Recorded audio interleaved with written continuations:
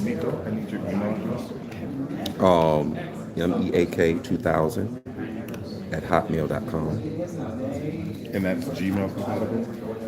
You can see Google Slides from that address? Oh, at Hotmail, yeah. Send it to that one, and I do my Gmail also. Meak Productions.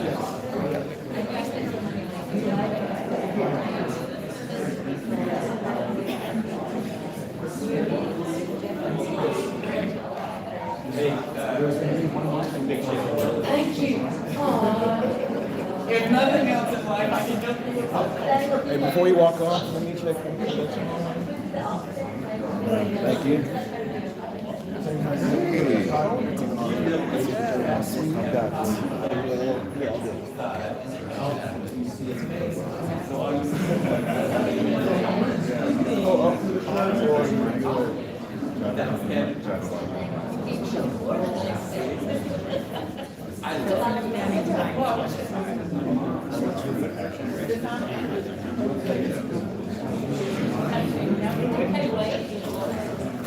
Testing. So I am very guilty of this myself as a student. I'm a sit in the back kind of person also. But I am gonna ask, as you come in, to come on up front. We don't bite up here, and make our hosts and our panelists feel loved and supported. So come on up. We don't care if you have to dodge out early or go to the bathroom.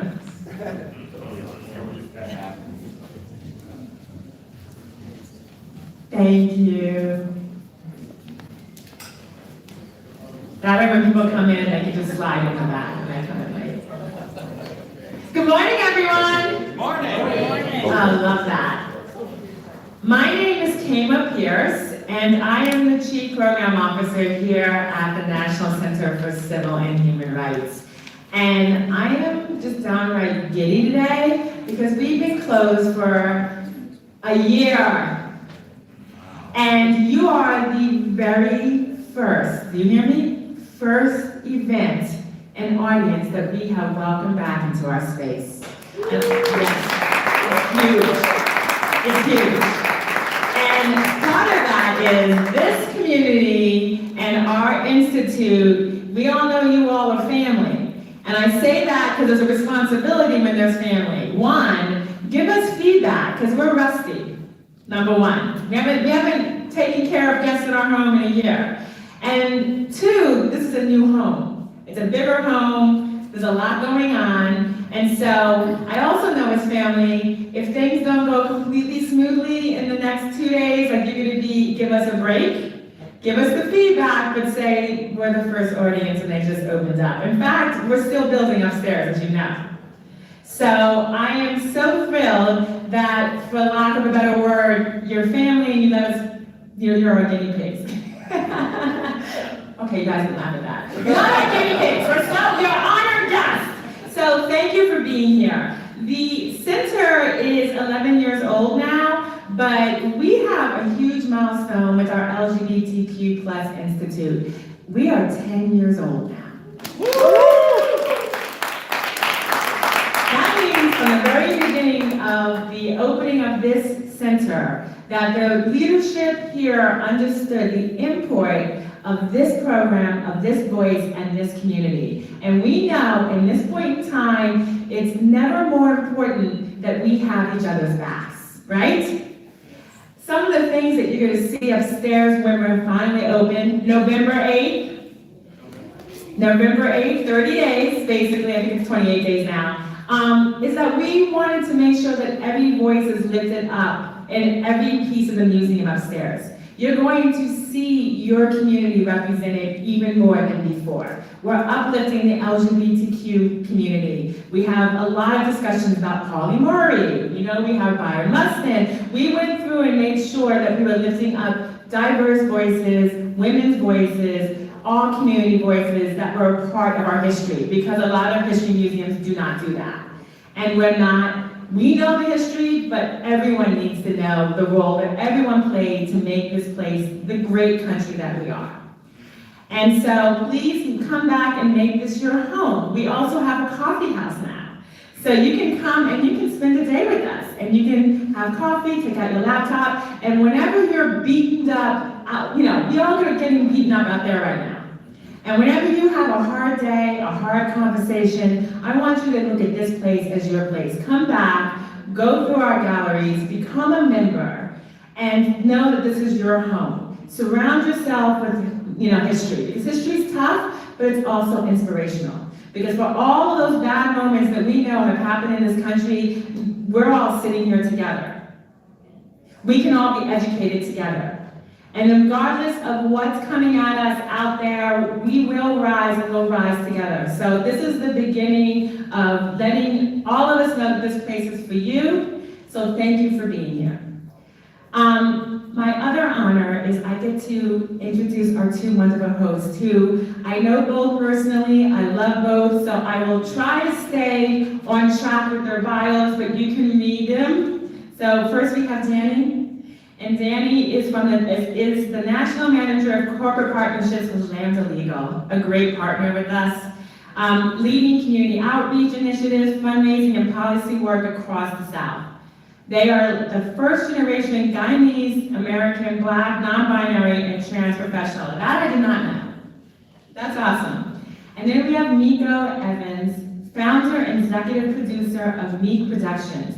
Miko, creator of Meak Productions, the world's first LGBT+ exclusive talent and production company, and Meak Pro Media, an LGBT+ radio and media platform, has over 20 years of experience in entertainment.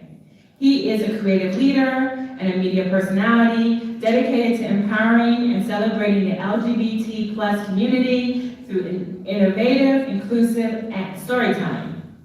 So again, thank you for being here. Thank you for being part of our family, and I hope you have a great program today. Mika and Dan, you want to come up and take over?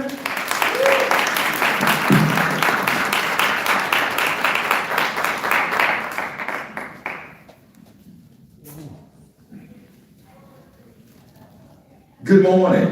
Good morning. Good morning. Good morning. Y'all act like y'all ain't glad it's Friday. TGIF, which means thank God it's Friday. Okay? Give yourselves a round of applause, by the way. I want to give a shout out once again to Brother Timon and everybody at the LGBTQ plus Institute for the National Center for Civil and Human Rights. This is the second time I was asked to actually be MC. I was a part of it last year, and I'm grateful and thankful to be back here today, and also with my buddy, Danny Alexander Burke, representing Lambda Legal. Let's give him a hand as well. And I love what Lambda Legal is doing. Thank you all so much for everything that you all have done for the community and everything that you're doing as well. So we're going to actually get started with everything. You want to go first? Let me see, is this working? Can y'all hear me?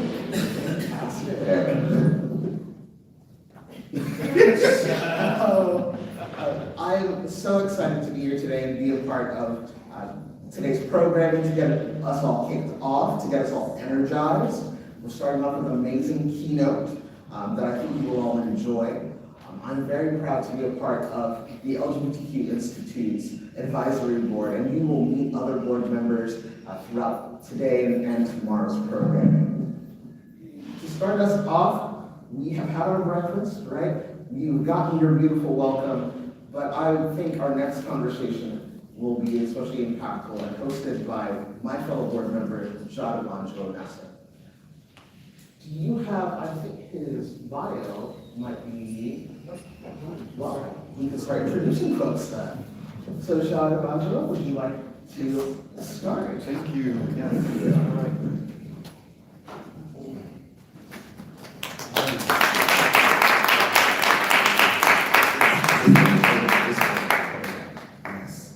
Good morning, everyone. Yes, council members, panelists, please come join me. Yes.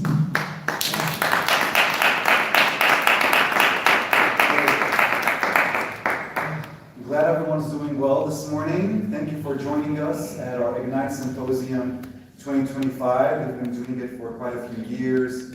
We're very grateful for our executive director, Tim West, the board. I serve as the chair of the LGBTQ Institute here at the Center for Civil Rights, and I'm very proud of that. And we're starting off a great conversation today. One of its kind, actually. We haven't done a topic like that in the symposium before. We really want to learn about what's happening in the world in terms of, legislation, policy making in terms of LGBTQ rights, community engagement, things that we can learn and hopefully adapt, in our system in the Southeast. So a little bit about me. I'm a global inclusion expert and cross-cultural strategist. I do organizational training on the concept of global citizenship and cross-cultural communication, and how do we integrate with communities around us through language, education, understanding global concepts of inequity, such as racism, colorism, colonization, and how do we study those methods to really understand how to connect with human beings from all around us. I'm a university professor at Spelman College.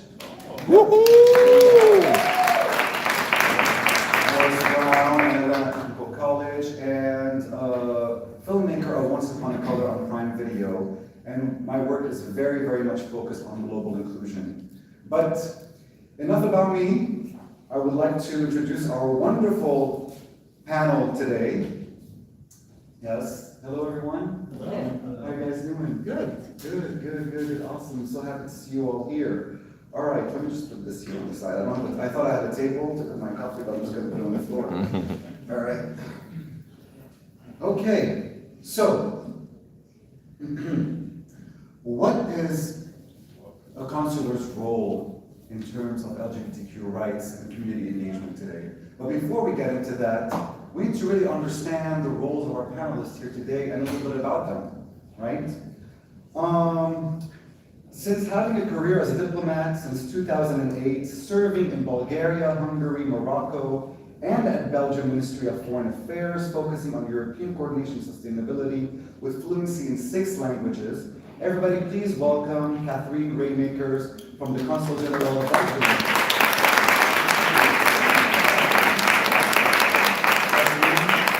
Bienvenue, un plaisir de vous avoir. Merci beaucoup. Plaisir d'être ici. Yes, Catherine. For those of us who are unfamiliar, please tell us, what is the role of a consular officer or consular member, specifically at the Belgian embassy here? Because a lot of us maybe have misconceptions of what an embassy's role is or what a consular does. So please briefly just explain that to us. Thank you. Good morning, everybody. Happy Pride to everybody. Glad to be here. Indeed, one of the roles as a consul general, and a consul general is actually the head of a mission of a consul general. So what is a consul general? You could see it's like an antenna of an embassy. Generally, consulate generals or antennas that we have in larger countries where the territory is too vast or the population or the Belgian population in the country is very big. So we need to have proximity to Belgian citizens or cover the entire territory of a state. So here in the US, Belgium has 3 consul generals, one in the Northeast in New York. I'm covering the Southeast, so I'm covering 10 states. And then we have on the West Coast in LA, and then obviously we have our embassy. So what is our role as a consul general? I think similar to everybody, although there might be little variations, consul general generally has 3, maybe 4 important roles. I think the first one is obviously provide consular services, mostly to our Belgian citizens in case of passports, identity cards, nationality issues, but also issues of visa, who wants to travel to Belgium, be it for business, tourist, or other reasons. So this is one of the main roles of a consul general. The second one is what we call economic diplomacy. Obviously, Belgium is a large investor in the US, and also the US invests largely in Belgium. So it's assisting those companies in covering the terrain, helping them out in case of issues, and making sure all the information gets through. You can imagine that currently with geopolitical changes, this economic diplomacy is ever more on the forefront of what we do. But then there is an important role, which is public diplomacy. And public diplomacy is events like today. It's talking what Belgium stands for, it's talking what our priorities are, where we stand as a nation, what is important to us, and explaining what is Belgium about, where Belgium is, but also the values that we represent today on LGBTQ, but it can also be on the abolition of death penalty, other human rights issues that we kind of stand out and raise our voice, not in a way raising our voice is to advocate, but more in fact, this is what we stand for, this is how we do it in Belgium. Maybe somebody can learn from it. And then a little role is also the political communication in conjunction with our embassy in what is going on politically in the region. I think this is what covers the Council General, but as I said, the public diplomacy is a very large part, and this is why these events are so important to us. Thank you so much. Thank you. We really appreciate it. Our second panelist is also fluent in 2 languages. Wow, I don't know that. Kalimera Konstantinos. Yes. Bringing a strong background in international relations and diplomacy, and having served since 2013 in Azerbaijan and the UK, Konstantinos Adampoulos is the Consul General in Greece and a graduate of law as well. Yes. And Konstantinos, from you, I would like you to maybe tell us, what would you hope for people to learn from this session today? Yeah, thank you very much for the invitation. Good morning. The message that I want to pass is a message of optimism. Human history is not a straight line going up, many fluctuations. So imagine 500 BC in Athens, we had democracy, freedom of expression, etc. Then we move to the Dark Ages. So we need to maintain optimism that human history may go up, may go down, has different fluctuations, but we always have to try to promote human rights in that way. Thank you so much, Konstantinos. Appreciate it. Yes. Our third panelist serves all 5 states representing Ireland in her consul. She has served in Dublin Strategy, Governance and Change Embassy in New Zealand as well, holding a BA in International Affairs and an MSc in Public Policy from Dublin City University. Everybody, please welcome Ireland Vice Consul Nicole Shields. So, Nicole, Ireland is known for its community collaborations a lot. You know, people being close to each other, a collective culture, if you must. Here in Atlanta, specifically in Georgia, and from your dual experience living abroad and living here, do you feel like there is a global community in Atlanta? Has it been advancing? Or what are your thoughts on collaborative community that exists here in Atlanta, or in Georgia specifically? Yeah, thank you, and thanks so much for having me here today. It's great to be here. To your question, I think one of the things that Ireland and Atlanta have in common is that sense of community. And I think one of the things I get asked the most, having settled here, particularly from other Irish people, is how have you found finding a community in Atlanta? How have you agreed yourself? How have you made friends? And the answer is, it's really easy. It's surprisingly easy. I mean, I think there's a social group in Atlanta for absolutely any interest, any background, anything you want to do with your time, with your spare time. You know, there's a place for it in Atlanta, and I feel that Atlanta feels like there is a place for everybody, which is great. I think Atlanta as a city it's almost a work in progress, and anybody who moves here gets to be a part of that, which is it makes you feel like so much more a part of it than maybe if you went to a bigger city like New York or Chicago. So I think that we have that in common as well. I think we're constantly developing, and part of that reason is that Atlanta is such an open global environment. You're attracting all the time these global companies.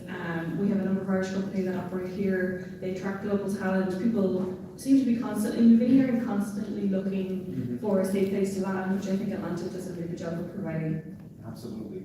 And I always say this, I moved here 3 years ago from New York City, like one of the most multicultural hubs. From my experience, living around the world and everything, I believe that Atlanta is the smartest city to live in today, given our political climate, from my perspective, but we can talk about that later. But I'm just letting you know that you're in a great place here. Absolutely. Thank you, Nicole.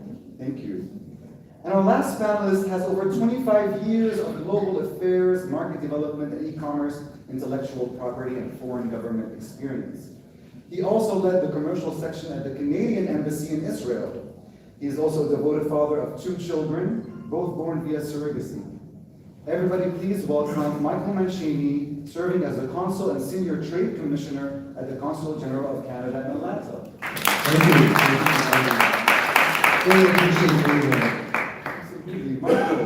Tell us, you bring both personal and professional experiences to today's conversation and in general. What do you hope to share or highlight through that perspective today from those experiences? What would you like to bring to everyone here today? You know, as you said, I have 2 children, and I guess that experience as a gay man has been the most transformative thing in my life. Yes. You know, my first was born in 1998.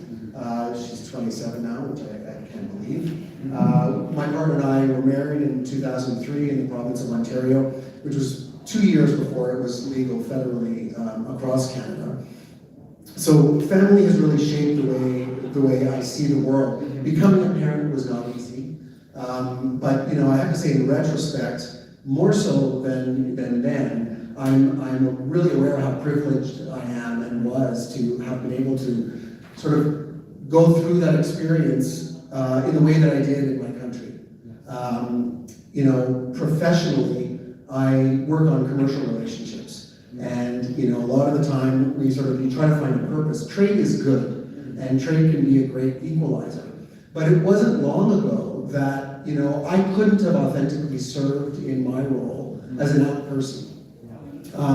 In Canada, from the 1950s to as late as the 1990s, the Canadian government conducted essentially a purge of LGBTQ employees in the Canadian military, in many departments, in the Royal Canadian Mounted Police. So, you know, I was incredibly lucky to grow up at a time, in a sliver of time, where I was able to sort of do what I did.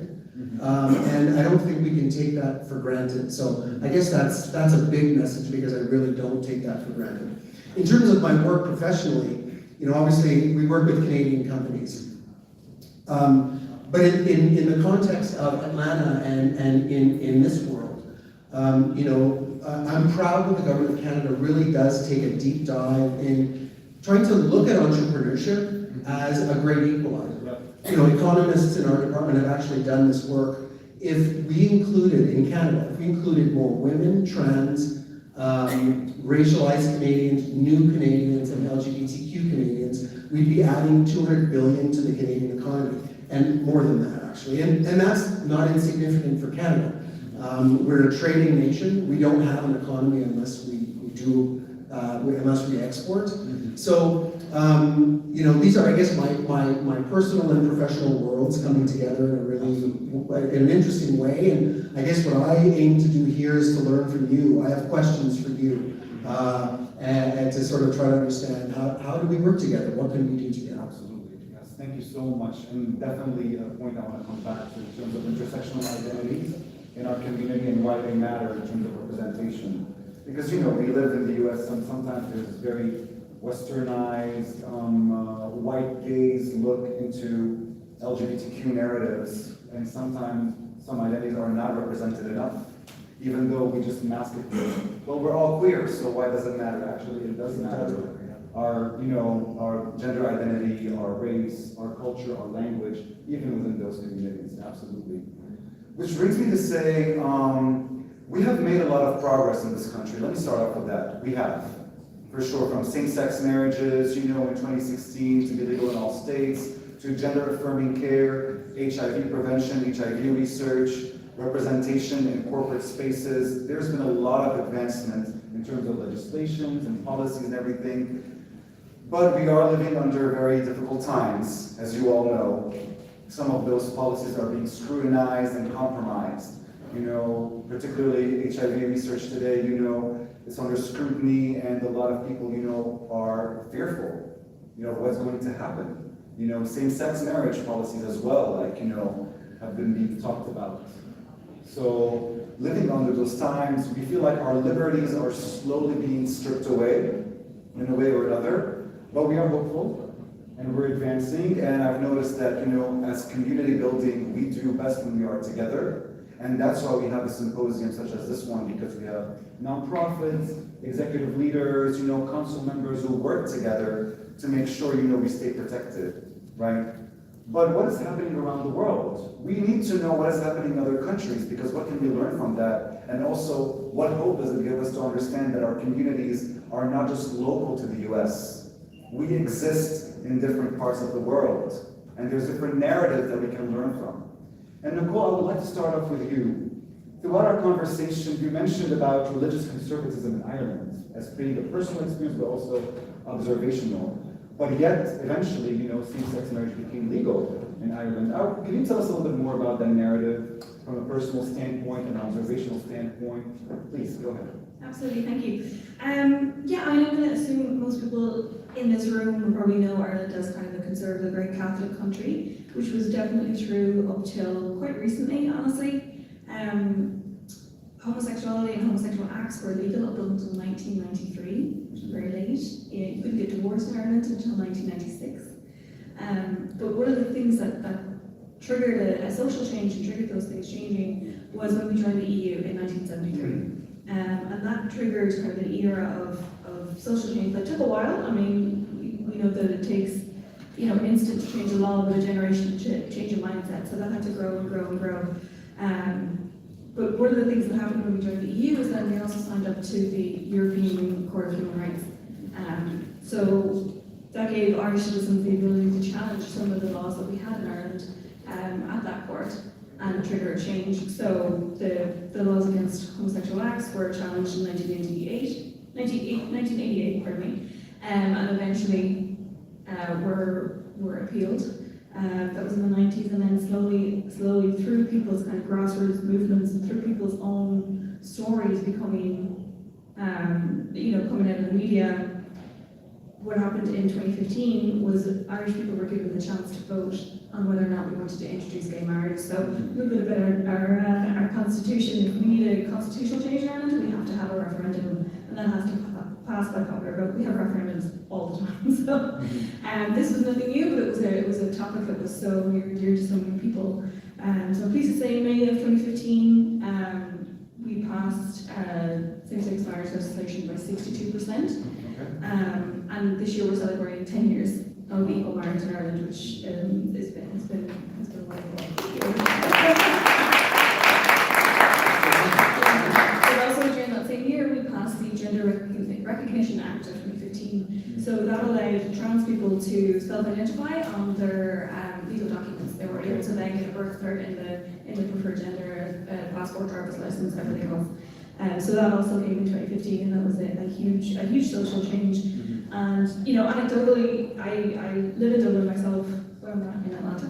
And I think people are always surprised when they land in Dublin and there's, rainbow crosswalks and there's, trans murals, and, it seems very, very forward thinking. Obviously, we understand in some rural areas they're maybe a little bit behind, but I'm from quite a rural area originally, and they had their first Pride Parade in 2023, which was wonderful to see. But that was also in response to an attack on an individual. So there's still progress being made, there's still being challenged all the time, but I think what is so wonderful is that people now feel that they can express themselves, and that's becoming more and more common. So I'm very proud of that fact. I know we're not perfect by any means. I'm not trying to say that Ireland is this, haven. Obviously, we have our own issues as well. One of the issues that LGBT people in Ireland are still advocating for is an overhaul of our surrogacy laws. So obviously it affects anybody who's drawing down surrogacy services. The laws are very complicated and the cases take a long time to resolve. But it disproportionately affects LGBT couples who are trying to become parents.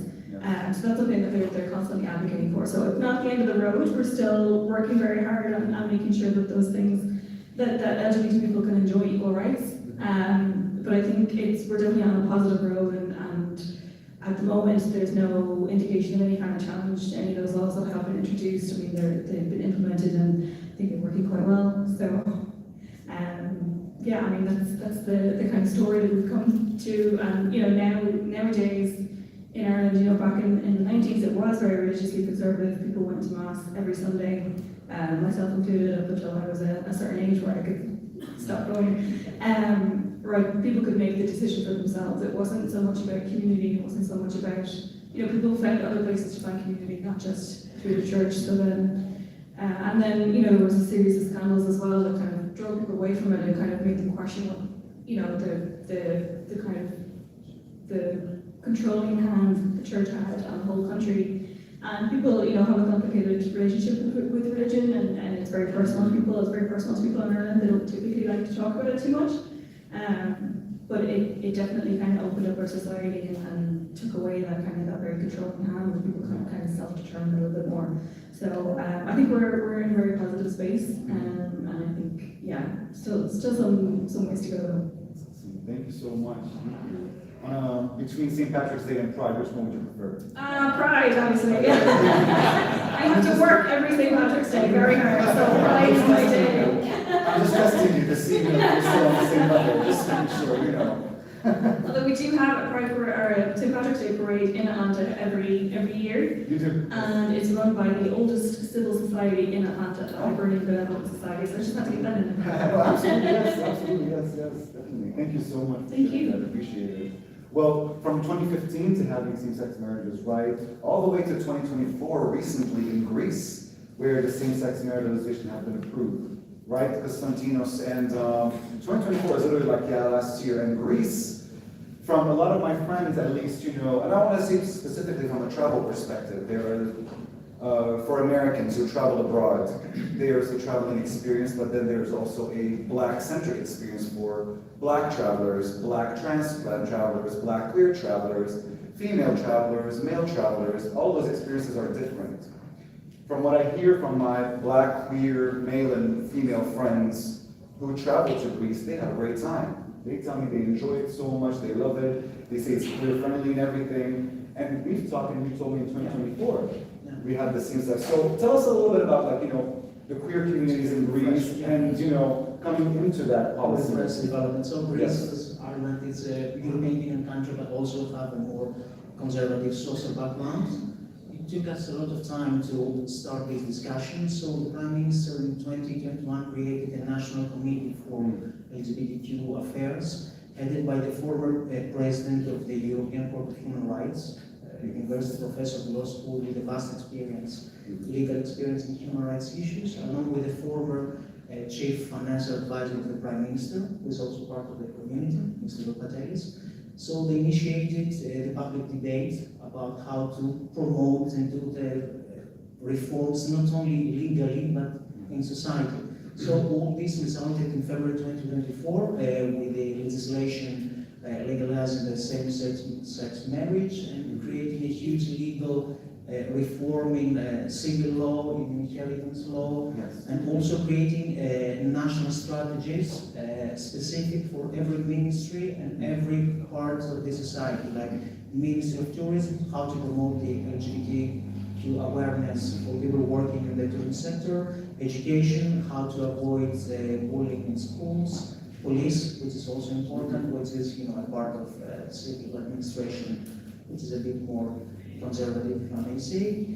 And this resulted in hosting the Euro Pride a couple of months in May after passing the legislation. So it was a huge breakthrough for Greece that few people believe that will happen 5 years ago because of our background, which is more conservative, in particular as part of the Southeast Europe. But now I think we have a clean view about how Greece managed to promote the human rights issues. Okay. That's It was a very few people believed at the beginning that this will happen, would result in the legislation and in tangible change in society and administration. So we created national strategies for every ministry, including tourism, including police, in order to avoid any bad situation from emerging with community people, and I think we have very good results. May I ask a quick question? Do you feel like queer tourists are treated differently than queer locals in Greece by public authorities? No. Okay. All right. I mean, that's for example, they started education program for a couple of thousand policemen. Then they moved to the whole police system. Okay. The Ministry of Tourism has its own programs, and I think it works smoothly. We don't have cases of violence or harassment. Good. That's good to know. Thank you so much for sharing. So for those of you now, Greece should be on your list of places to visit if you were ever thinking about it. Yes. So it seems like, the community is being very well engaged today, so that's really good. And another country has been having a reputation of being one of the great countries, of representing LGBTQ engagement, Belgium, right? And Catherine, I would love for you to speak to us about, what partnerships, legislations, maybe educational programs have been done in Belgium given to uphold that reputation. Please, let's explore that a little bit. Thank you. Yes, Belgium, recently, I don't know if you know that, but the Rainbow Index came out for Europe, which is an index that kind of ranks countries based on how LGBTQ friendly they are based on their policies and legislation. Belgium consistently ranks in the top 5. Last year we were 3rd, this year we're 2nd, which means that our legal framework is very well established. We started already in the year 2000 with, it was not same-sex marriage at that time, it was cohabitation contracts that were possible to be signed, and then turned out to be same-sex marriages being legalized in 2003. We were the 2nd country after the Netherlands to legalize same-sex marriages. And from then on, the process kept on going through the years. So then in 2006, adoption was made possible for same-sex couples. We had a lot of laws being transformed between 2008 and 2018 regarding self-determination for transsexual people. There's no medicalized process needed anymore. 2014, LGBTQ discrimination was a specific part in our anti-discrimination law. And in 2023, 2023, we also made a law on banning conversion therapies. So it's been a process that has been ongoing for a long time. And this process, I think, is also always done through the spirit of Belgian policy, where we try really to uphold with the community and the do not harm principle. We always had a dialogue with organizations, be it the Rainbow House, Savaria, at the Belgian level, in what are the needs of the community, how can we help them, how can we make them realize. And also on an international level, Belgium has always been at the forefront on pushing legislation. Be it at European level, be it at the Council of Europe, being at the UN, we stand proud for what we believe in that everybody should be able to live freely without any form of discrimination. And I think this is also where Belgium wants to be a forerunner in promoting legislation at a European level. And I think also what the Idaho conference said this year was the power of community. And I think, as I mentioned, it's engaging with the community, it's being out there. It's not just having the policies in place. We need the policies in place, but we need to make sure that whatever policy is there is also being implemented.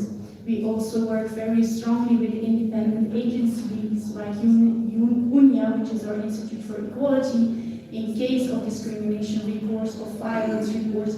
It's continuously engaged and also show the example. I'm very proud that our Minister of Foreign Affairs was walking Pride in Brussels. Last year, we walk Pride, we are out there with. So it's also in the little gestures. It's not always the big policies. It's also showing and being out there, being in touch with the community and what are the needs. Because I think Constantinos mentioned it, it's not always an uphill progress. It goes with steps. And I think it's very important to continuously feel what is needed. Belgium still has challenges. I mean, we are ranked 85%, so there's still 15% we can improve. But I think it's also, as I mentioned, how are people feeling? Because you can have laws in place, but still, recent study shows that sometimes LGBTQ persons still feel unsafe in Belgium, although there is everything in place for them to feel safe. So we also train our police to act against hate crimes, hate speech. So I think it's just continuously ongoing dialogue with the communities that is important. Thank you so much for mentioning the treatment of public authority towards people who are marginalized communities, because we know in the US police brutality is a leading cause of death for particular communities, particularly Black and brown individuals. Still like to say it. Not just that, when we hear news of Black trans women being murdered, what is public authority doing about it? Are they searching? Are they helping out, with finding out? No, none of that. So some individuals are more vulnerable than others, which brings me, to my topic with you, Michael, in terms of, Canada's policies. From your experience, from your observation, from also your communities that are around you, from your world travels, how are protection policies being enforced specifically, or what is happening in terms of legislation for, trans individuals, queer immigrants, asylum seekers, for example, in the US, do not have the same rights as the queer asylum seekers as, American citizen queer individuals, Now with ICE raids and everything, they could be at harm of, being deported. And we know that a lot of asylum seekers who are queer escape their home countries from particular places to come and seek refuge in Canada, right? Because there's a lot of refugee programs. So I'm just curious, what are your thoughts on that? Yeah, I mean, inclusion is embedded in our national identity. We are a nation of immigrants. We always were from the beginning. It's part of who we are. That is what it means to be Canadian in so many ways. Our Charter of Rights and Freedoms, for example, guarantees with explicit protections for sexual orientation and gender identity. So this is sort of foundational. I'll start with the good things because it builds on what you were saying, right? Canada is one of the few countries that offers asylum for refugees fleeing persecution, LGBTQ refugees. Yeah. I'm just going through this list here, right? Trans Canadians can update gender markers without surgery. Many provinces provide gender-affirming care. There's still challenges there, though. There's still pushback, but that is happening. Settlement services for newcomers include LGBTQ-specific programming for community housing, for employment, things like that. So those supports are in place, but challenges remain, right? We are seeing across Canada uneven access to healthcare, especially for trans people in rural communities. We're seeing, again, it's probably a mirror to what's happening in many places, right? Increases in poverty in our communities, homelessness, mental health struggles. I want to always, put the positive with where the challenges exist. It's easy for us to idealize Canada, but we have to be realistic and understand. Back to my existence is resistance, right? The theme. I think laws are critically important, but laws aren't everything. Our economy matters, and our society matters beyond the laws that we enact, because we're still seeing these challenges in Canada. So I think legal protections must be matched with vigilance, especially now. Absolutely. Thank you so much for sharing that. It's very important to know that.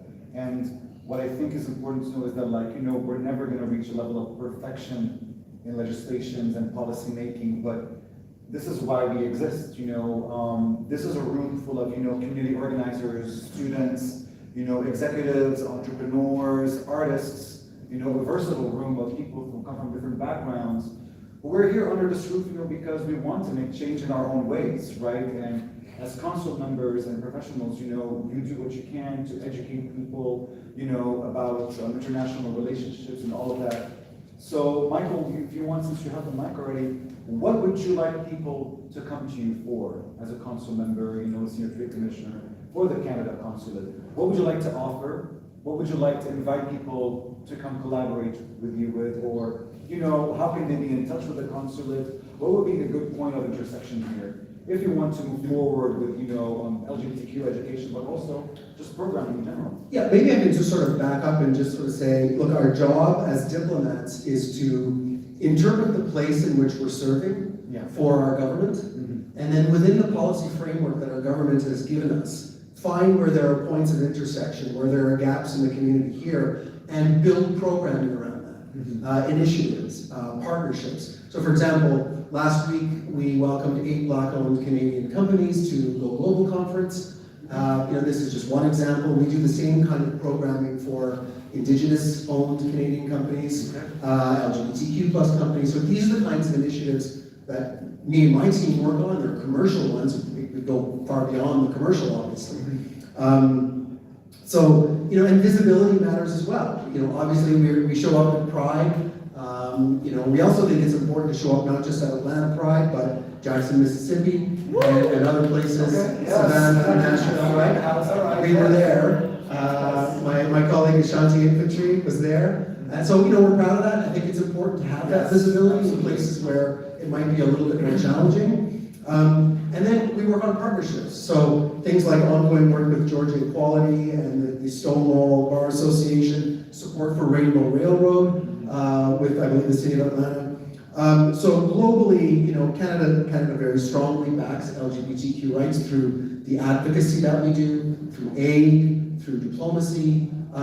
You know, I guess what I would invite you all to do with me is to break bread, have a drink, talk about where you're at and what your life is like, and see where those points intersect. Absolutely. Thank you so much for sharing that. Appreciate it. Konstantinos, besides, you know, traveling for a nice little vacation in Greece and Mykonos and, you know, having a good time and enjoying the community and going on a few dates, I'm sorry, I'm not what can, you know, from a Consul of Greece perspective, and given what you mentioned in terms of a community engagement, you know, what would you open the floor for? What would you like people to learn more, given your experience? Well, I want to tell that Greece is an open country.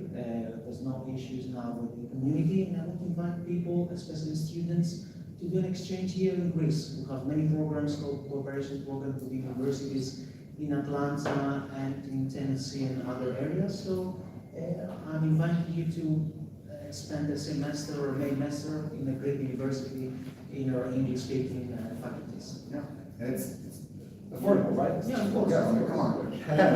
Like, study abroad, I mean, take advantage. I would like to say study abroad is something that I highly encourage.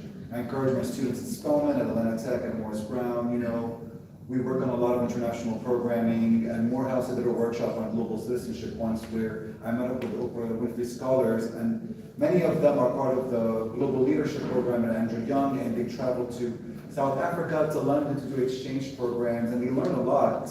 So if you are students, take advantage of, you know, cross-cultural programming, you know, like learn a lot, research a little bit of like, where can I do like, you know, 3 months or a semester in, you know, particular studies that I'm interested in, and then come back.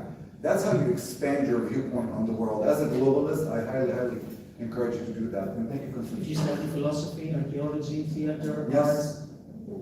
I mean, Greece, go to the birthplace. I mean, hello, come on, you know, performing arts. You know, y'all want to dance on stage, go to Greece first, so you can, you know, just explore the roots of performing arts. Absolutely. Thank you for that. Kathleen, as Consul of Belgium, and clearly, you know, I mean, you're on the top. I mean, if there was a competition. But what would you like to offer? What would you like to invite people to do or collaborate? First of all, it's not a competition, so. That's just me, I'm playing. But I have to agree with you. I think what we can offer, or like, it's not really an offering. It's like, as I said, we want to exchange, and also like my colleague said, Mr. Mancini, it's like an exchange. I would like to hear from you, like, where do you stand? Because we do try to understand the world we live in as well. So I would encourage you, like you mentioned, to travel, go and see Belgium, see how it's there, see what we can offer, engage with our NGOs on LGBTQ rights. We can make connections if need be. So I think this is the role that we can connect people that want to discuss or engage.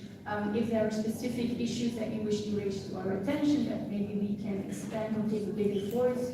This is something we are always looking into, so it's mostly hearing from you what we can do for you instead of what we can offer for you. And also if there are opportunities to go to Mississippi or to Alabama, Birmingham, or to other places to be present and show our commitment, let us know.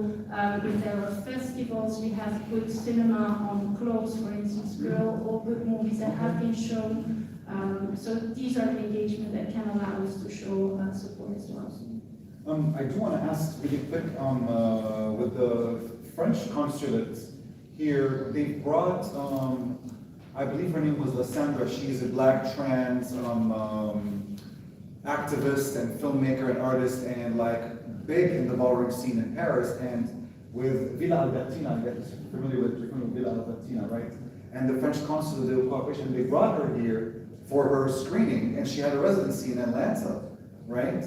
So, but the French consulate was in partnership with us, so I'm assuming Belgian consulate can also bring artists from Belgium, you know, in cooperation with the program? We want, it's not always possible due to financial restrictions, but we are definitely, if there are specific requests, we also tried last year for Out of Film. We had a Belgian film presentation and we wanted to have the director over. Sometimes it's a gender issue, sometimes it's financial, but that's what I meant. Let us know if there might be something we can work on together. We're more than willing to look into it, and then based on what is possible. But means are limited, but I think we will definitely look into positive. Yes, absolutely. Thank you so much for that. I appreciate it. And finally, you know, from a cross-cultural collaborative work, you know, we've talked about how Ireland is known for that, and we've seen that, Nicole, here in Atlanta. And I'm so glad that you see it, because as an immigrant in the US, I moved from New York to Atlanta because of that reason. And I found community here in multiple spaces, and people collaborate here a lot. So how does collaboration look like to you as council member?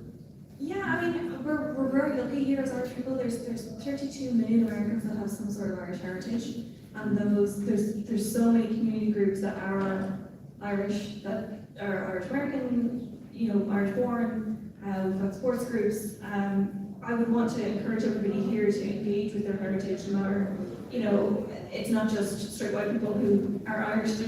We come in all different shapes, sizes, colours, creeds, backgrounds. I think that's kind of misunderstood. So I would encourage people to reach out to those communities when you see them around, and you will be met with open arms, which is something I'm really proud of. We work directly with our community organisations all the time. I'd like to invite you all to come to St. Patrick's Day Parade next March 15th, I believe it is. Beyond just drinking and whatever. It's not beyond just drinking, it's a chance for us to share. Those are the white Americans who appropriate the culture. Sure. Let's be very clear, not the Irish people. You know, that always has. Let's be very clear about that. That has its place as well, but you know, it's a chance for us to share our values and our culture, and I think people who come along learn something about Ireland and learn something new, realize what a kind of dynamic modern country it is, and you know, to mention the street, we're all going to a group of more students traveling to Dublin in January. I did tell them not to go in January, it's very cold, but they insisted. Right. So I just spoke to a Spelman student a couple of weeks ago who was a Frederick Douglass Daniel O'Connell scholar.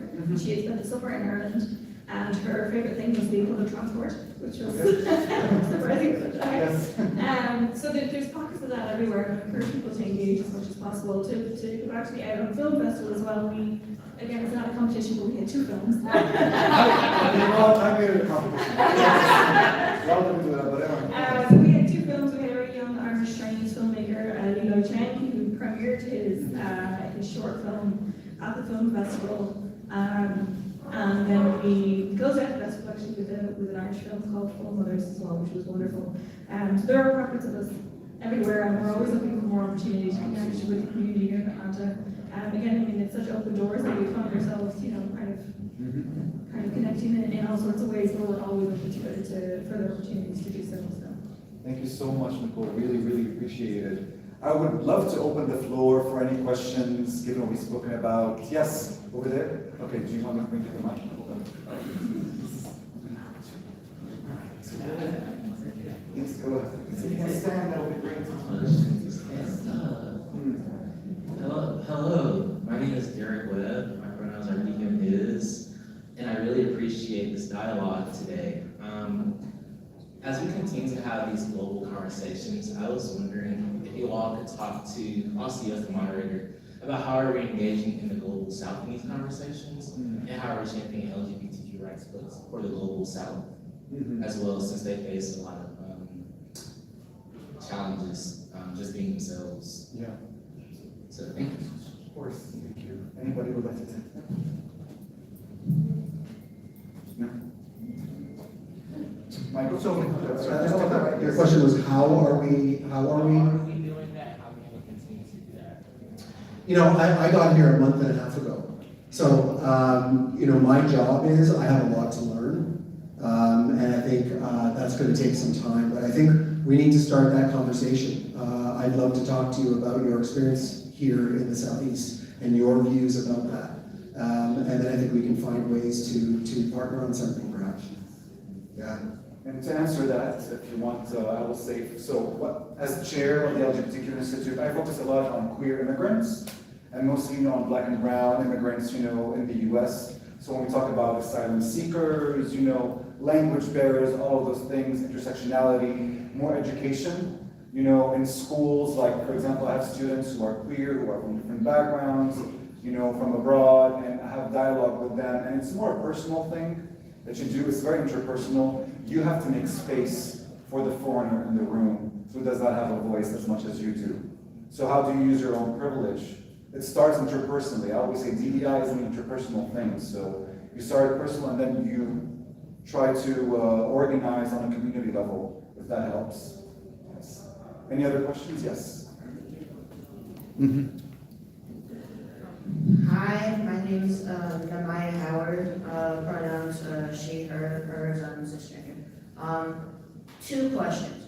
One is random. I noticed that there are like flags representing different countries, but I don't see one for you. Where are you from, Zach? Oh, so I'm not a council member. Those are just for them. But I'm Lebanese, Haitian, and Palestinian. I was born in Lebanon, yes. But I wasn't going to put all of those 3 over here because I don't represent any of the consuls of any of those 3. Yes. And my second question is. But thank you for that. I appreciate you. Yeah, I was just curious. It was something that I noticed like before the thing started. Yes, I'm not Puerto Rican. Don't worry. And my second question is a legitimate question based in this topic. So I noticed that you guys are implementing ways in your own country to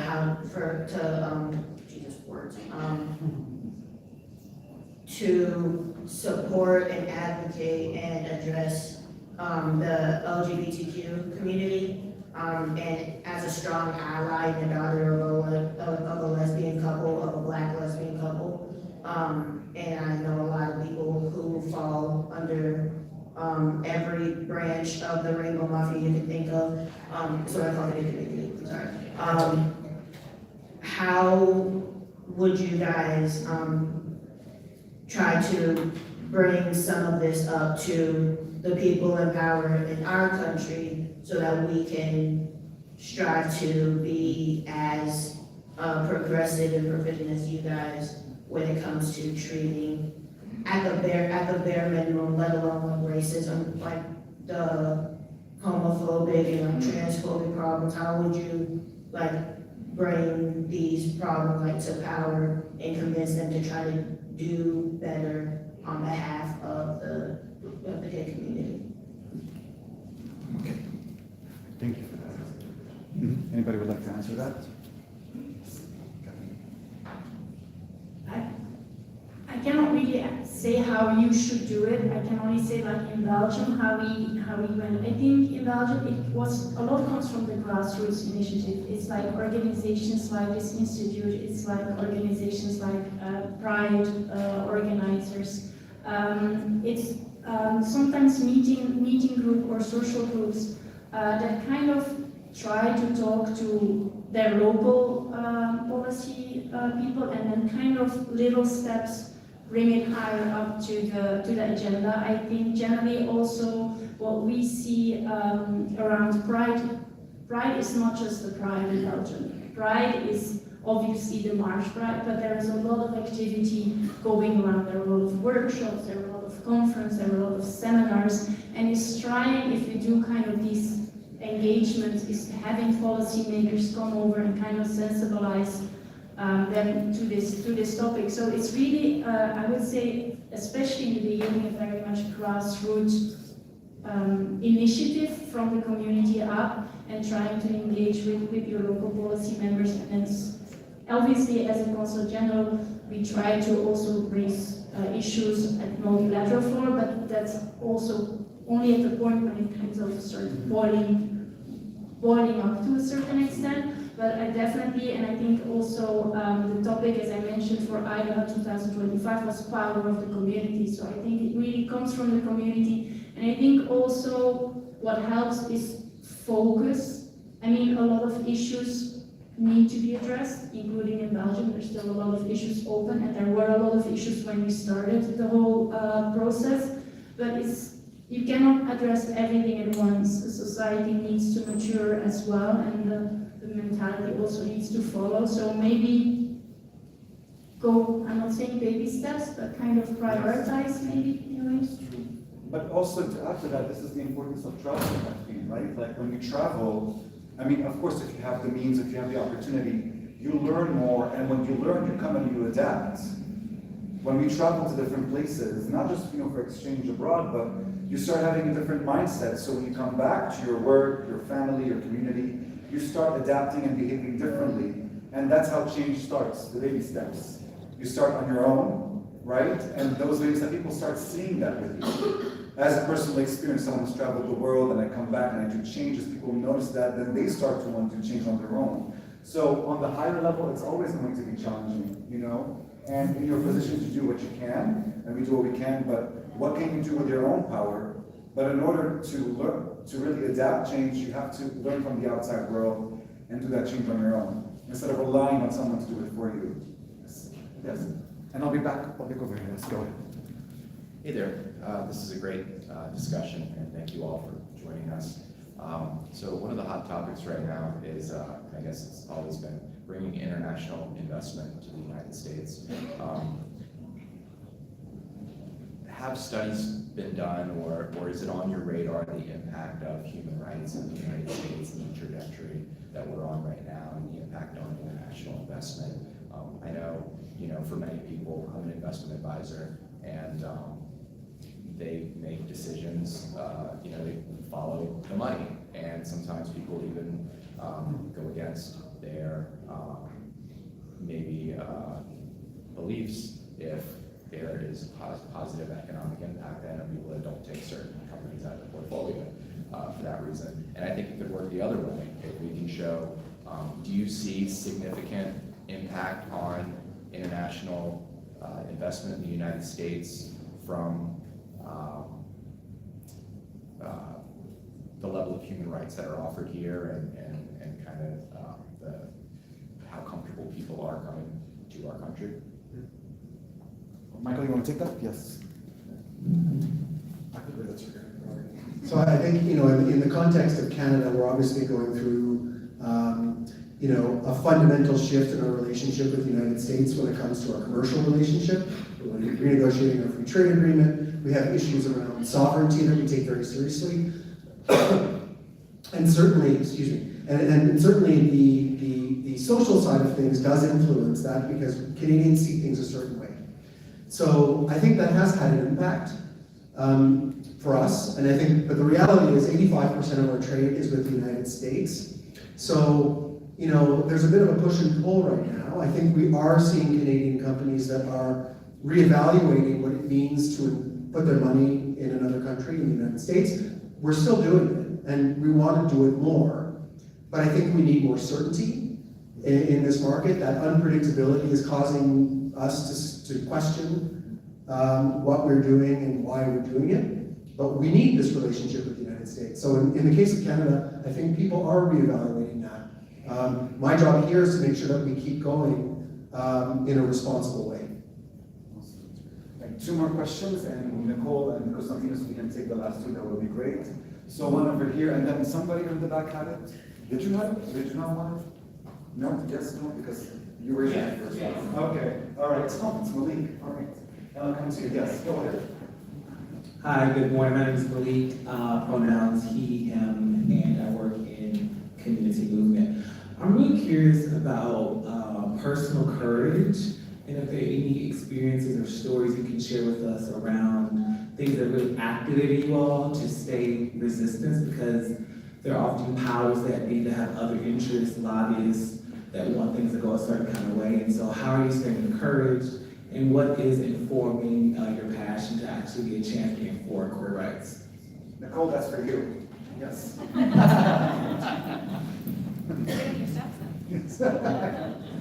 Thank you. I'll take yours too.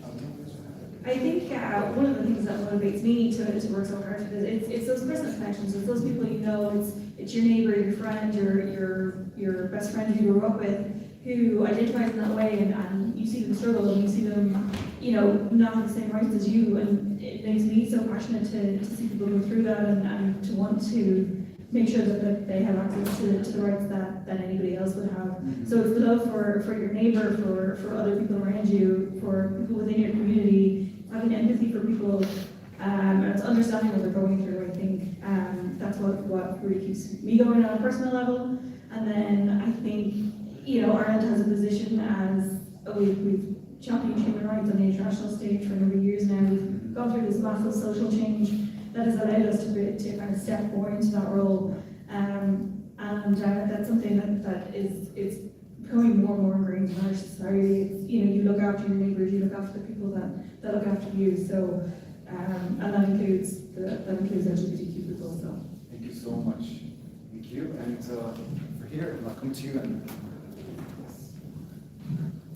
Thank you. My name is Carol. I am an ordained Presbyterian PCUSA pastor here in Atlanta, but I actually sing in the Ebenezer Baptist Church. Senator Raphael, Dr. Warnock, please come. I wonder, in this rise of white Christian nationalism, globally, but worse here maybe in Germany and other countries, have you noticed any difference in the conversation globally since Pope Leo has come? Pope Francis, I know, and I just don't know. I love Pope Francis and I love Pope Leo maybe more, and I just hope that I know Pope Leo is speaking out on certain things, so I wonder if this was a positive for LGBTQ rights in the global conversation. And I bet, Nicole, you got an idea on that. That's but Constantine, if you have a thought on that, I will give it to Noah. You don't have a thought? He's like, no. He's like, nope, not me. He's like, nope, we'll get into that conversation. So just to clarify, then your question is, have we seen any changes globally in the global conversation since the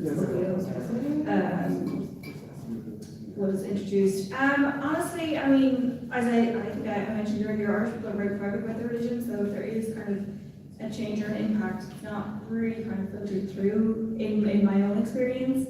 I think maybe globally, like those things are challenging, but people have such an echo chamber around the world now that it's really hard sometimes to pull out those conversations.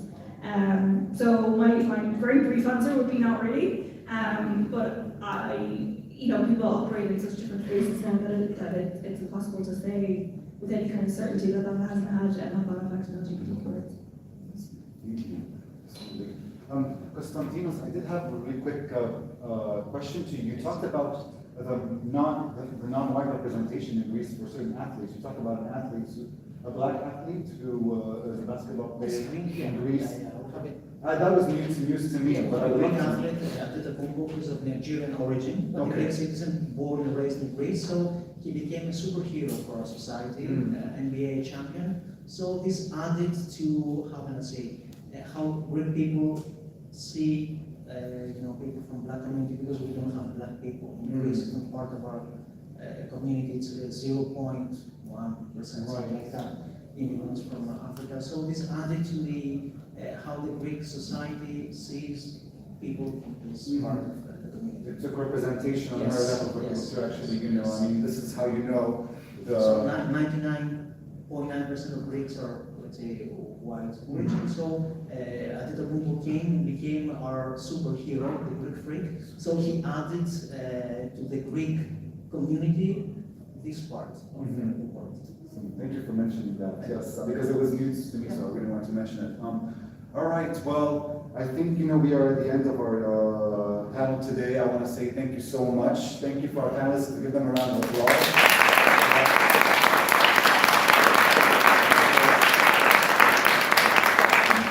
This was very beneficial. Thank you all for your time, taking time from your daily lives, to come and sit with us and have this conversation. And like I said, please connect with your council members.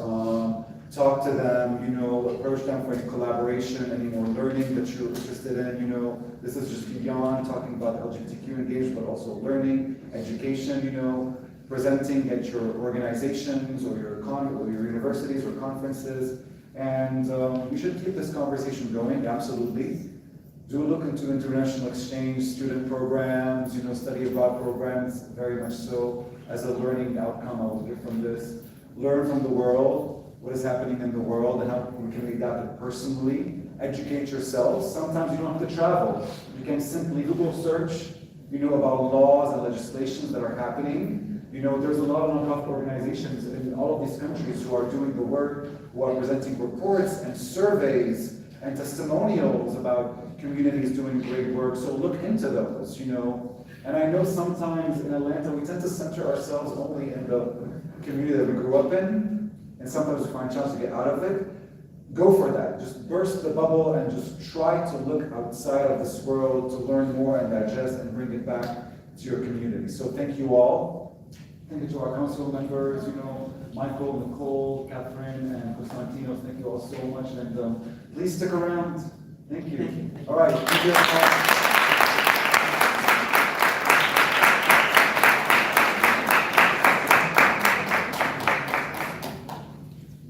Let's give our panelists a round of applause once again.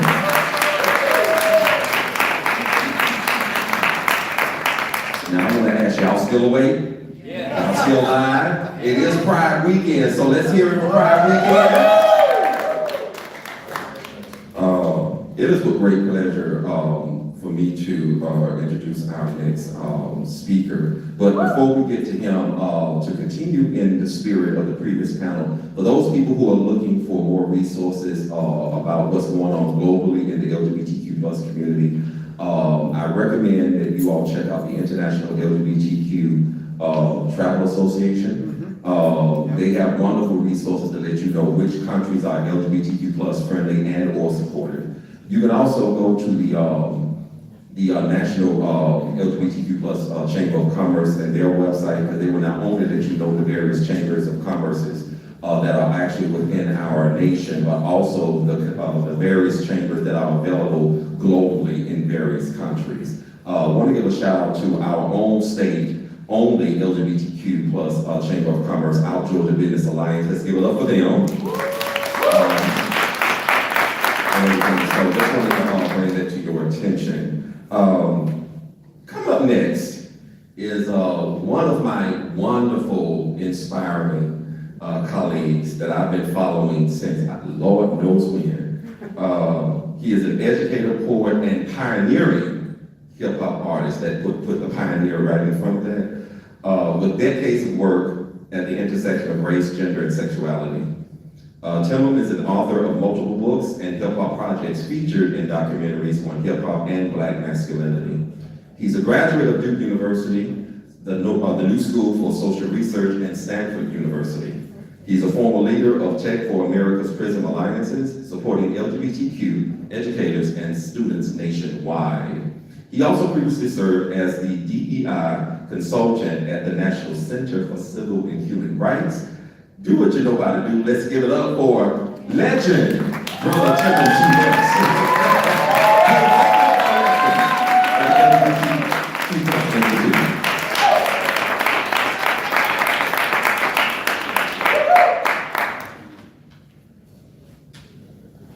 Well, I needn't tell you, these are dark times.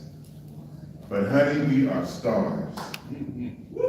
And like the stars, we shine bright and twinkle at times, just to let somebody out there know we are still here.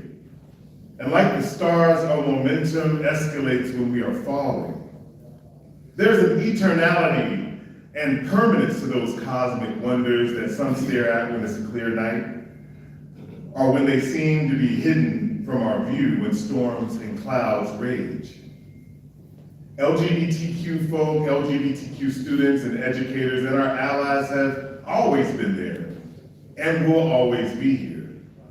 And though I'm not quite the griot I hope someday to be, I've lived long enough to have experienced a different time in my own lifetime when visibility and affirmation and hope were much harder to come by. Though a native of my beloved Cincinnati, I started my educational journey in Little Rock, Arkansas in 1977. Now, many or most of you probably know what Little Rock was known for when it comes to education. And I started just school there just 20 years after the Little Rock 9 integrated or desegregated Little Rock Central High School. Little Rock carried the cloud of Jim Crow South, so by the time I got to school, busing the wealthy kids across town to go to schools in poor neighborhoods, and the opposite was common practice. Guilt and shame can motivate justice, even when a deeper reckoning and reconciliation is needed for real, sustainable, and transformational justice. Little Rock at the time was pretty racially balanced, and with the mix of Black and white residents, the school district was pretty close to 50-50 racially balanced. My family lived adjacent to one of the most poverty-stricken projects called Highland Court. And while I knew we were poor, I didn't feel hopeless. I recall seeing Lottie Shackelford, the first woman and second African-American elected as mayor of Little Rock. And this was as a 5-year-old. Her visibility and representation gave me hope that there was a world in which people who historically been marginalized can achieve the highest heights. I was Black and proud with my little uneven, unkempt afro. And I was also one of those kids who had a very early understanding that I was different. At a very early age, affirmed by my heart's logic, I knew love was a good thing, and it probably didn't matter who you shared love with. But with growing conscientiousness and awareness through shame, I was a preacher's kid. And I very soon started hearing Sunday to Sunday that such thoughts would land me in a pit of fire and brimstone. But I knew who I was and how I felt. The LGBTQ Institute's 2023 Southern Survey, which reflects hundreds of people across the South, suggests that 22% of us knew who we were by the age of 10, and that figure goes up to nearly 60% by the age of 14. We aren't being groomed. We're simply seeking an affirmation of our full humanity rather than denial of it. In the 70s, there were no human rights campaign welcoming schools, no gay-straight alliances, no out LGBTQ teachers, administration, or staff. No gay proms, no trans homecoming queens, no drag story times. But there were stars in that darkness in those times too. My first grade teacher, Miss Jackson at Terry Elementary, knew that the well of anger I carried as a poor kid with hand-me-down clothes left me defensive, even if she didn't know entirely why I was so agitated by my classmate, Chris, who'd stare at me. I felt he could somehow see the queer in me, and that angered me to no end. One day, I flipped the desk because I was so angry with the world and feelings that I could not share and could not contain. And though I did not have the courage back then to say, "Sorry, Miss Jackson, ooh, I like the boys." She sat me down and she hugged me, told me I was too smart and too kind to act out like that. She was absolutely one of my first stars. In 3rd grade, in Miss Scott's class, my first bright star and first Black teacher, I made playground friends with a white kid named Kim, who by all measures was what we then called tomboy, but in hindsight, was probably trans. No one wanted to play with Kim because she was more of a stereotypical boy than even most of the boys. And so in my internal understanding about my own queerness, I befriended Kim. We played on monkey bars and I pushed the merry-go-round and swings. And for those short 15 minutes or so at recess, we somehow found a safe space for each other. Miss Scott said I was one of her favorites for being kind to Kim. And she also didn't let me fail. She introduced me to musical theater that helped me overcome my stutter. And also told us that we came from great people who survived slavery and Jim Crow. In middle school, there was a falling star, Mr. Hardy. He was a supportive principal who was tragically framed by my own father, who considered him too effeminate and suspect. Mr. Hardy was probably the first person I had the courage to admit my same-sex attraction to, though I perhaps underestimated what sharing his identity could eventually cost him. and did. His spotless career as a servant to hundreds of kids in the small town of Taylor, Arkansas, where my mom moved after my parents separated, was erased by a false accusation, sending a clear message to me that if you come out, they are going to kick you out. Still, I was grateful that he taught me that I could be great and smart and powerful, though the injustice done to him also taught me that I'd have to remain silent and closeted about my truth in order to be successful. And then there was Miss Weddle, who for some reason gave me 2 books during my senior year in English class, James Baldwin's Giovanni's Room and E.M. Foster's Morris. Now I wish I hadn't received an introduction to the affirmation of same-sex attraction in stories that were such tragic and unrequited romances. But through both stories, I found affirmation that somewhere in the world there were boys who could fall for boys and girls for girls, and that if only their secretive safe spaces like with me and Kim find affirmation enough to come to school or work or home the next day and do it again. I recall Miss Weddle pulling me to the side after class one day, this full-figured white woman who loved the theater, and her saying, "You should go to college outside of Arkansas. Most of the black smart boys do. They're happier that way." Now, I'm not sure if she was reading me or directing me, but some small part of me thinks she recognized something in me beyond intelligence and talent and wanted me saved. There was also my mom who, while not a P-flagger, told my brothers not to call people the F word. She said that was mean and that we shouldn't say mean things about anybody. Sometimes we have to take the kindness and grace we can get, even when people aren't perfect advocates and mess up our pronouns, provided they are trying. There was a mentor in my Outward Bound program who I knew was probably lesbian, and though it was never talked about, I found some solace in the fact that she was real cool, well-liked, could play basketball better than most of the guys, and had pretty girls around. She twinkled during some of my dark, most depressing days so that I could see my own light and believe that there was a world out there where I could be myself. I always told myself that I wanted to teach, become the teacher I never had, perhaps without realizing that there were constraints, legal and otherwise, that prevented the kind of brave allyship that we have experienced over the last few decades. And I suppose my call to action is to remember that there have been far worse times. By the time I became a teacher, though in the more liberal municipalities of Oakland, California and Washington, D.C., the school leaders applauded me for being out. I was able to bring my full self to the classroom, which enabled a trust and connection that other teachers sometimes envied and maybe even criticized. I think I felt very real to my students because I shared my experiences of growing up Black and poor and queer, and because I loved all my students shamelessly and always believed in their best. I suppose a little bit of Miss Jackson and Mr. Hardy and Miss Weddle had rubbed off on me. So when my Black baritone self said, "Yo, we don't do that here," after a "that's so gay" comment, it was less about reprimanding the kid that said it than affirming that other kids around who needed to hear that I wasn't down with that. Those students, with rare exceptions, are very empathetic, supportive adults now, and some of them are even teachers supporting their students, inspired by those small moments when I dared to be myself. But yes, we are in Georgia.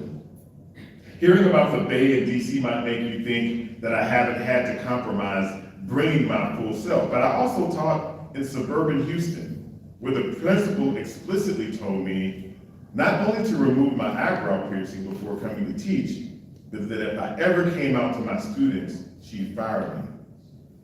She had the authority and legal backing to do so. Texas just passed a law banning gay-straight alliances in high schools. But guess what? With great intentionality, I look for any and every opportunity to challenge students who are being homophobic and introduce questions in the context of lessons that force students to consider other ways of living and being. Necessity being the mother of invention, I relish the creativity and ingenuity of finding pathways to affirm queer and trans students, even if I couldn't do so as somebody that identified. Did I like it? No. But it wasn't about me. It was about answering the call to be a teacher that I didn't have and to meet that moment. I knew there were kids in those classes in that school who needed a star, a light, a lifeline. I think my purpose here today, in my walk down memory lane amid Don't Say Gay bills and bans on trans athletes and curriculum bans, is to remind myself and you that we come from a people who have rarely had the law on our sides to begin with. I come from a people who created illegal underground railroads because it was right, who boycotted in Montgomery because it was right, who illegally sat at white-only lunch counters because it was right, who illegally threw the first bricks at Stonewall because it was right.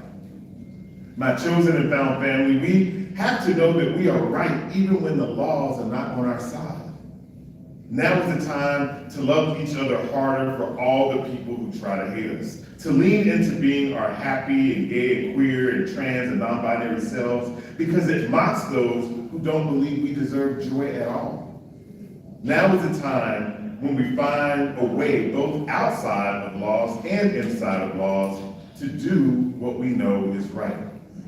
It's hardly easy, and to be sure, very scary, but in closing, there's a metaphor that I learned from a philosopher named Gilles Deleuze, right? So I'm a philosophy guy by training. So if we look at this sheet of paper, and I'm gonna put this, we look at this sheet of paper, right? Imagine that every time the paper folds, it represents a violation, right? A hurt you experience, racism, transphobia, right? And sometimes what we try to do, and what Gilles Deleuze was trying to show us, what we try to do is we try to go back, right? And we try to get rid of that O because it hurts. It brings up horrible feelings. But will that fold ever go away once it's made? Gilles Deleuze had this concept that was based on this idea of origami, right? So when a fold is made to me because of racism, right? Or transphobia, right? Rather than trying to go back and erase the crease that will never go away, what if I make a fold on the fold? What if I make a decision, this has been done to me, this is what I'm going to do with it, right? It gives us the agency and the power to react to the moments in our lives when we felt violated in a much more positive way. That's what we do in community. Someone in your family or your community was hurt. Okay, we can't change that. We can't change that hurt. What do we get to do with that violation to make things better, right? And so we can be bold to every fold until they eventually see that justice and freedom and liberty is our birthright too. Because I believe when all is said and done, history will show that though some of us fall and get weary, that we are the stars meant to light the universe in its darkest days. Thank you.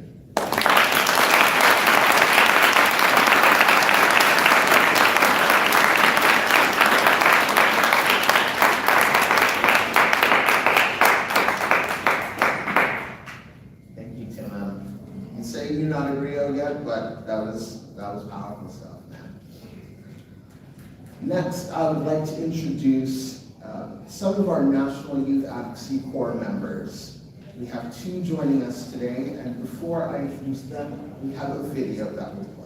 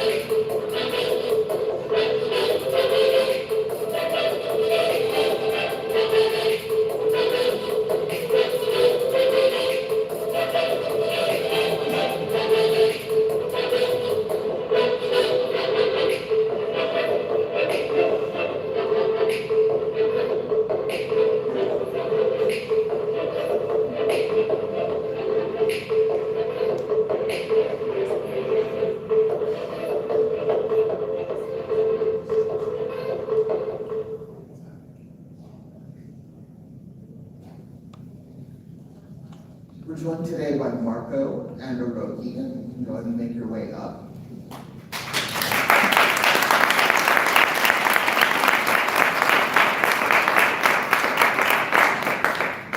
These are some great bios, so I want to read them for us all. Marco is a sophomore at Grace Church School in New York City. He's a strong proponent of democracy and is committed to preventing authoritarian rulers from undermining it. At Grace Church, he has established the school's first Amnesty International chapter, and in addition to being the captain of his school's debate team, he is also a competitive soccer player who is captain of both his school team and DUSC, and MLS Next program. Happy to have you.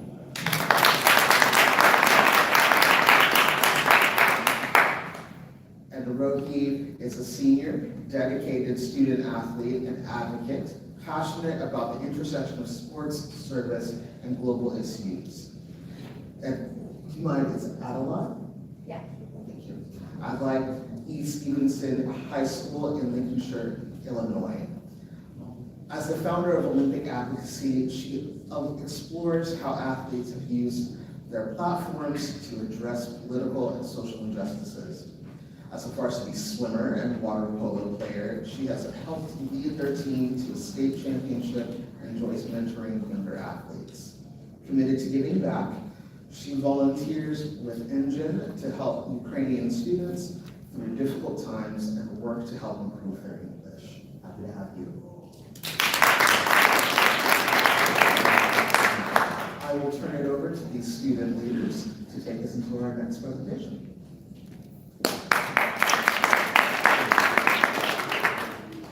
Make sure y'all step over here so I can get into the video frame, please. We click this whole, are those slides? Yes, Okay. please use the mic. You got the mic. Please use the mic. You can Deep rest it. South.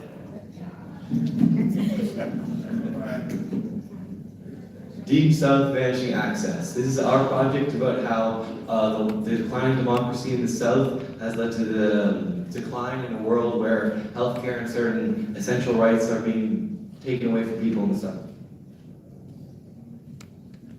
Who we are, you just read that, so I will skim over this slide. And we also have our third partner, Jonah, who is a 10th grader from California.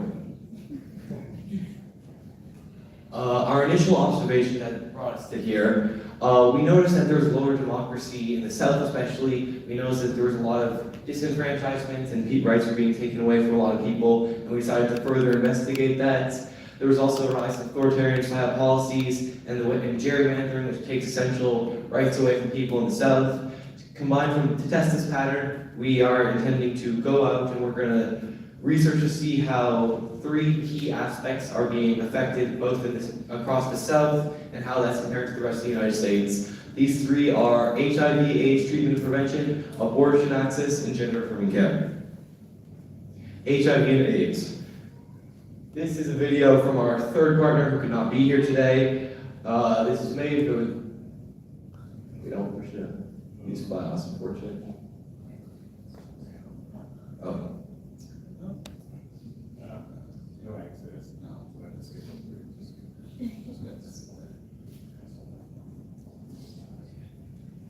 Yeah, unfortunately. Yeah, basically, just this project was that around 50% of new HIV and AIDS cases were in the South, and that's because treatment and care are not as effective there as anywhere else. Unfortunately, we do not have the video, so the research here will not be as in depth, but this is our slides on abortion. Background throughout history, authoritarians have attempted to control people and control the way that they live as a part of controlling all their lives. An important part of this is body politics, controlling the way people live, controlling the way people express themselves, and finally controlling what they can do to their bodies, including abortion. Although we are not quite an authoritarian state in the South yet, unequal representation can lead to a very similar outcome. When people are unable to effectively vote people into power to represent them and vote in a way that their rights can be protected, which is being prevented by gerrymandering and disenfranchisement, which is happening at a large scale across the South, then they can be underrepresented and can lead to a world where a small group of people whose interests do not represent everybody, govern the states in the country. This is a map of American democracy by color. I'd like to focus on this section right up here. It's like hotspots of where it's the lightest of this map, the lighter the state is, the less democratic is, and how that kind of section extends up here. If we move on to the next slide, you can see that it's a very similar map in terms of restrictive abortion policy. The redder state is, the more restrictive it is. You can see it's the very same cluster down here, and it's the very same like kind of linkage extending up there, showing that there is a link between the two. There is a direct correlation between the decline of democracy and these rights going away.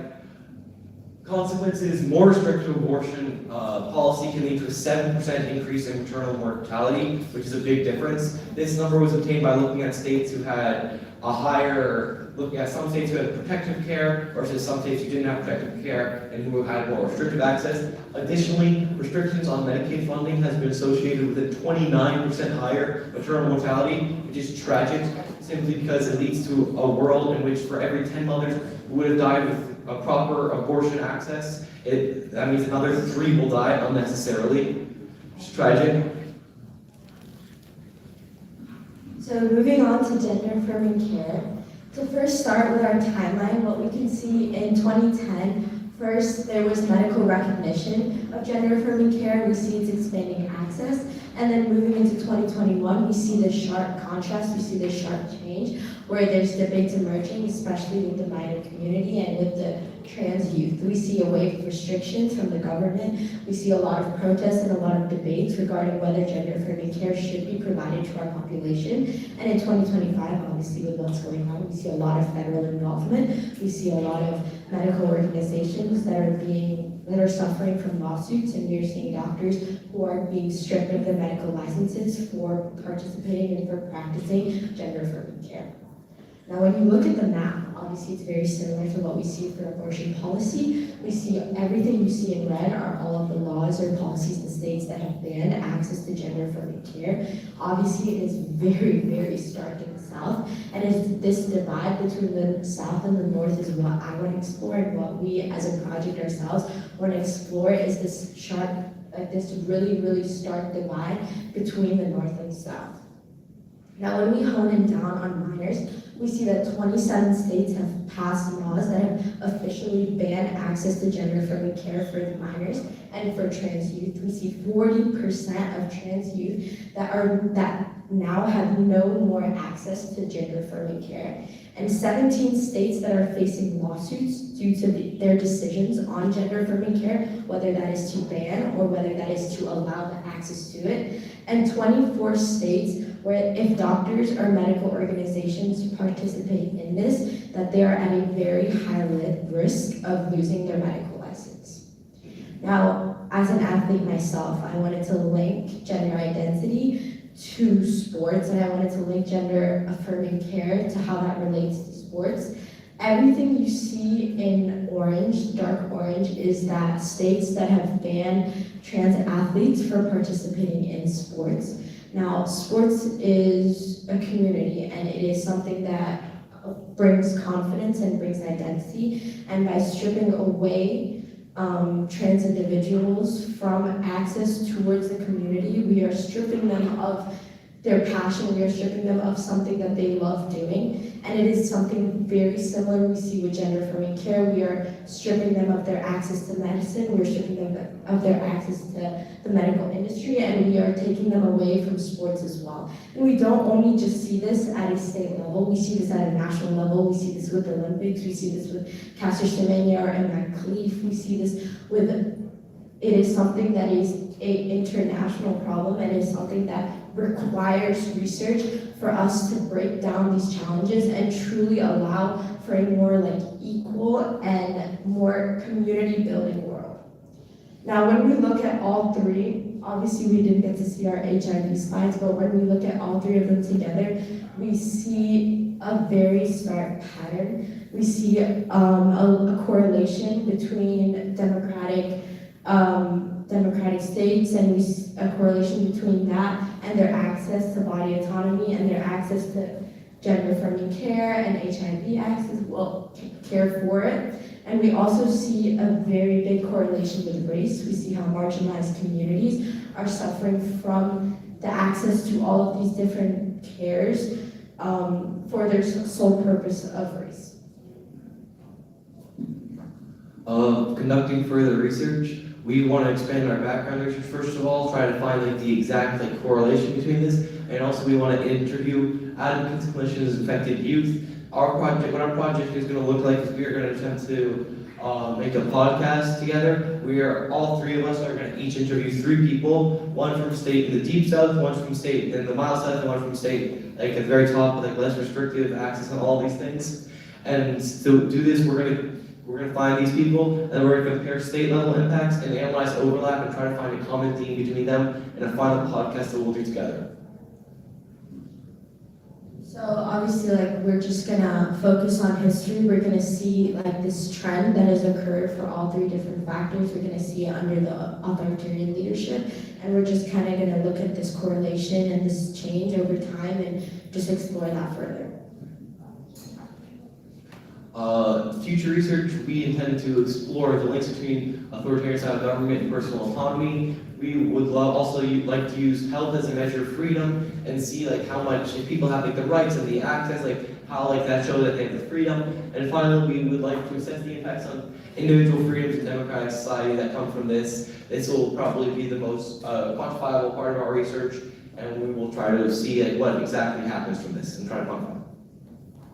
So just our 3 things. Our goal is obviously to bring attention to this divide, is to bring attention to healthcare access and all the prejudice and discrimination that marginalized communities are facing regarding this. And obviously we're going to do that through research, and we're going to explore different data and different case studies and go and do our own things about seeing this, like trying to answer this overarching question. And at the end of the day, we want to advocate and we want to talk about this and we want to bring attention to it because it is an extremely large problem that we are facing internationally, and it's something that needs to be explored more. Intersectionality, this is one of the 4 pillars of the NIAC, and this is our very core thing.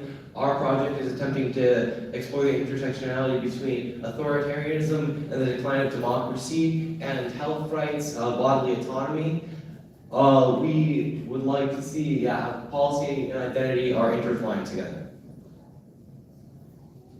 Yeah, so our next steps, as we said earlier, we're going to make this podcast. It's going to be 10 episodes total. We're going to interview people, 3 people from 3 different states to see how the contrast works across the South.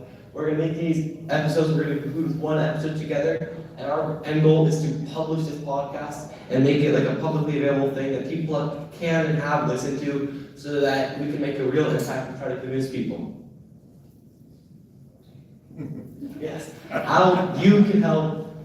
Share your expertise, insight, or healthcare law, or advocacy. As I said, our project is very podcast based. If you know anything about this, we would love to have you. We would love to interview you. It would be like 10 or 15 minutes out of your time, and we would love if any of you would come up to us in my office. It would be genuinely wonderful.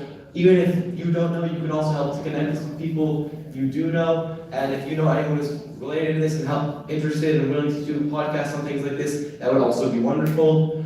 And finally, I support our outreach and just try to help us connect to these people. Thank you. Your voice matters.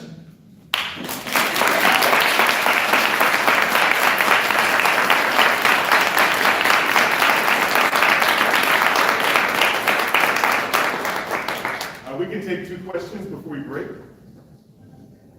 Anybody? And I take very seriously, there are people in this room, one of the states they'll be looking at is Georgia. So people in Georgia that have expertise in any of these areas, make sure you talk to them. Hi, my name is Sal Westner, she, her. This might be a kind of very surface level question, but I work with a inclusive lesbians writers retreat, which is called Outrageous Voices. And if that sounds interesting to you, you guys should look that up. But that is to say that I'm connected to a lot of lesbian and sapphic and queer individuals who have lived in Georgia for a very long time. And I would probably have a lot of insights on this. You said get in contact with you. I guess I'm kind of doing that right now, but what's another way to get in contact with you specifically? I mean, we're here for another few days. Please come up to us. Also, we should put our emails up here. Yeah. I was gonna ask for an email. Yeah. No, we we'll come up to you. All right. Yes. Thank you. These are mine. They're considered my chosen children, so if you talk to me, I can make sure you get their email. So I hand over you. Yes. And then we'll have to break out. Hello, my name is Garrett Mason. I use all pronouns. I'm here on behalf of Few Different. I'm a youth homelessness prevention expert, but in connection to the conversation today, I'm here also representing Southern Legal Center for Youth, which is the first legal nonprofit in the South to serve young people specifically with free legal aid and access. We've done name change clinics this year. We serve about maybe 39 young people across Georgia, while also providing gender-affirming legal care to our legal partners so that they know how to engage with young people. So I say that all to say, there's a lot of good work that we've been doing internally within the community here in Georgia. I would love to connect with you all as a young person, but as an expert in this work too, to empower your research and see where we can bridge more connections. So thank you. Thank you. Can we give it up for these two one more time?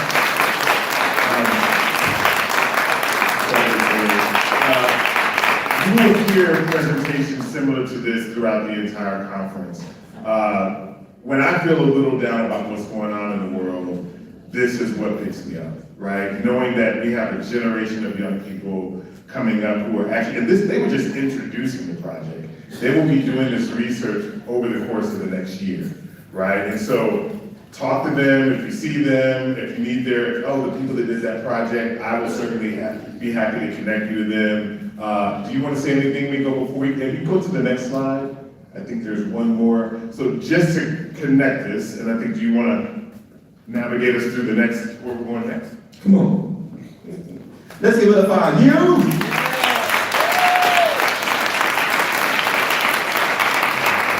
I concur with Tim when I see our next generation doing the things that was difficult for many of us to do back in the day. You know, it makes me proud. It makes us know that what we went through wasn't in vain. So shout out to all of our young people. What you see right here is like an outline of what the breakouts is going to be like, which is coming up next in the Bio-Rustin Society is going to be doing like a bingo. Angelic community is everywhere in the Bio-Rustin room. The National Youth Advocacy Course is doing another bingo, meet your cohorts, plus a discussion about policy and youth impact. That's going to be outside? Okay, gotcha. NASM in the house. Let's give up for NASM. They're going to be doing public and public health in the James Baldwin room. Youth Belong is going to be doing archivism and community building in the Angela Davis room. Queer Spawn Unite is going to be securing Parentage Now, Parentage Choose for LGBTQ plus families in the Josephine Baker room. The Georgia Youth Advocacy Fellowship will be doing their bingo of queer community in every square in the Nikki Giovanni room. And of course, out here in the MLK lobby, the Out Georgia Business Alliance will be doing their pub quiz. So if you all have any questions and stuff like that, just see one of us and stuff, we'll give you further information. You got anything that you want to share, Danny, before we go to break? I just want to say these room names are really cool. Okay. Y'all like this renovation, y'all are doing some great stuff. I love it. Give it up for the son of y'all. And we should be back here at what time? 10. Because after the break, we got what, lunch? And then we have, Let's see, so we got a break, we got so that's 12 noon, right? Yep. So we meet back here at 12 noon for our next speaker and presentation. So see you after that. Enjoy yourself.